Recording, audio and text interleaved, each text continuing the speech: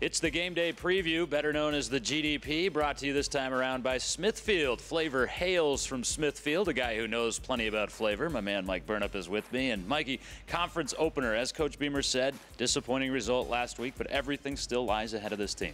Well, that's the thing. You get through the non-conference schedule, and you know you got the conference schedule ahead of you, which is the most important games. There's 8 of them. They're 8 in a row. There's no room for error. It's the second season, so to speak. The first season's over with. You can't challenge for the national championship, but you can clearly try to play for the division crown and try to get to Charlotte. And that's the goals that they've set, and that's what they're trying to get. New look at the top for today's opponent, the Pitt Panthers. Pat Narduzzi takes over, of course, longtime coordinator with Michigan State, but a lot of similarities between this Panther team and what we've seen from Pittsburgh in the past. Well, that's the thing. When you talk about Pittsburgh, you think of the Steel City, and it brings out a certain character of kids. They're always tough, big, physical kids. They play with a lot of toughness, and that's what you're going to see here today. You better bring your big boy pads to play, especially when you're opening up ACC play, but especially when you play a team like Pittsburgh. So really good defense, ranked 17th in the country overall, so it's going to be really difficult to move the ball against them. Hokies couldn't run it against them last year, Lays. They only had 26 yards rushing in that 21-16 loss. So big, tough, physical kid. I love what Narduzzi's doing up there, and he's going to get that team rolling.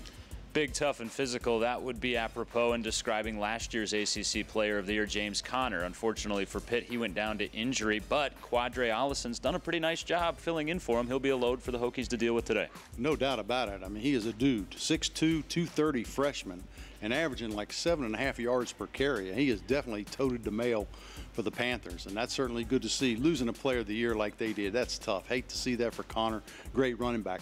And then you look at the other guy on the outside, Boyd. I mean, he's been a thorn in the side of the Hokies too. He had, I think, 6 catches last year for almost 100 yards. So he's certainly a big play threat, a good punt returner as well. And Nate Peterman, it has been announced, will make the start today for Pitt at quarterback. He's played pretty well, and that would describe Brendan Motley. He's done a lot of things for you, certainly more than a game manager for the Hokies, Mike. He's really opened some things up and opened some eyes with his arm.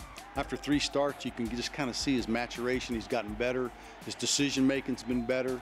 They asked him to do a lot at East Carolina carrying the ball. He did a really good job there. He's been able to extend plays with his feet. He's been good with his arm. And so he's just getting better and better and more confident as they go along. Well, partner, we're standing about as close together right now as we did for 6 hours at East Carolina. I love you, but I'm looking forward to being back at Lane Stadium and having a little distance between us today to call the game. And I know everybody is looking forward to being back home this afternoon. Should be a great one for the ACC opener. Well, no doubt about it. And fortunately, the Hokies have got 3 of the next 4 at home. So it's a great way to start the ACC schedule, especially with back-to-back games.